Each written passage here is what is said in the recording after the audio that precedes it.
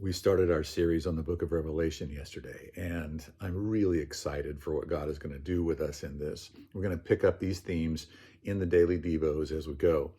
Now, one of the things that I think is really important to note is the kind of the connection between the kingdom of God, God's invisible kingdom making an appearance in and piercing through into our world. Now, in Jesus's main message on the earth was the kingdom of God or the kingdom of the heavens. It's interchangeable.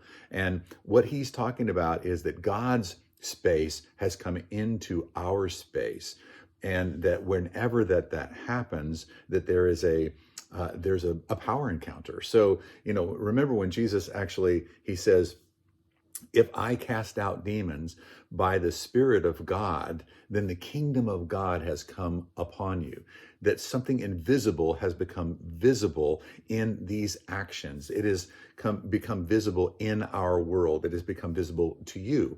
And then in 1 Corinthians chapter 12 and 14, talks about the spiritual gifts being the phanerosis. That is the manifestation of the Spirit. That is, that something invisible is becoming visible.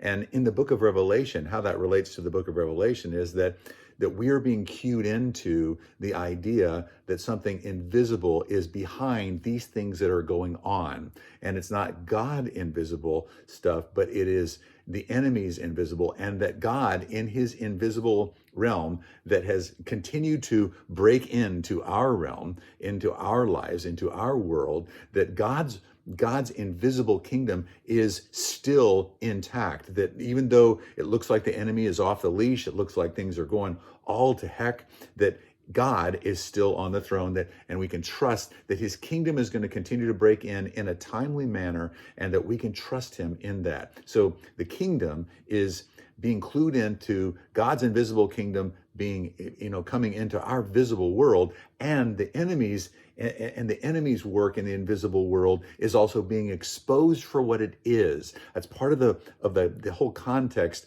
of the book of Revelation, and it's something that we need to clue into as we're looking at these, in many ways, strange texts that depict battles that are happening where?